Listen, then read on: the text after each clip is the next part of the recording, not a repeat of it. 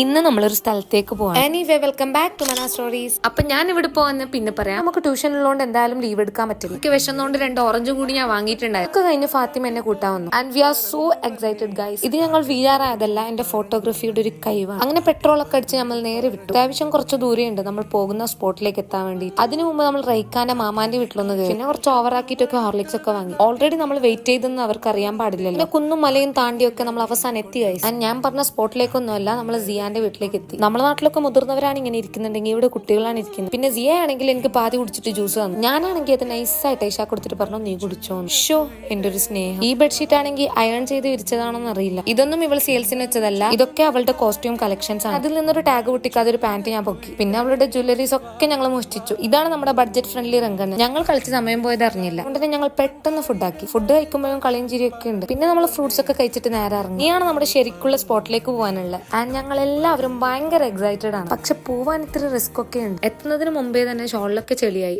ഈ സ്പോട്ടാണ് ഞാൻ നിങ്ങളോട് പറഞ്ഞത്. എത്ര പേർക്ക് കണക്ട് ആവും അറിയില്ല, പക്ഷെ ലൈഫിൽ ഓൺ ടൈം എങ്കിലും നിങ്ങൾ ഫ്രണ്ട്സിനോടൊപ്പം പോകണം. ആൻഡ് അതൊക്കെ കഴിഞ്ഞിട്ട് നമ്മൾ നേരെ അവിൽ മിൽക്കും ചർമ്മറും ഒക്കെ കഴിക്കാൻ പോയി. ഇതെന്ത് പറ്റിയതാണെന്ന് അറിയുന്നവർ കമന്റ് ചെയ്യും. പിന്നെ നമ്മൾ അവിടെ ഉപ്പിലിട്ടതൊക്കെ കഴിച്ചിട്ട് നേരെ. അപ്പോൾ don't forget to follow and see you in my next video.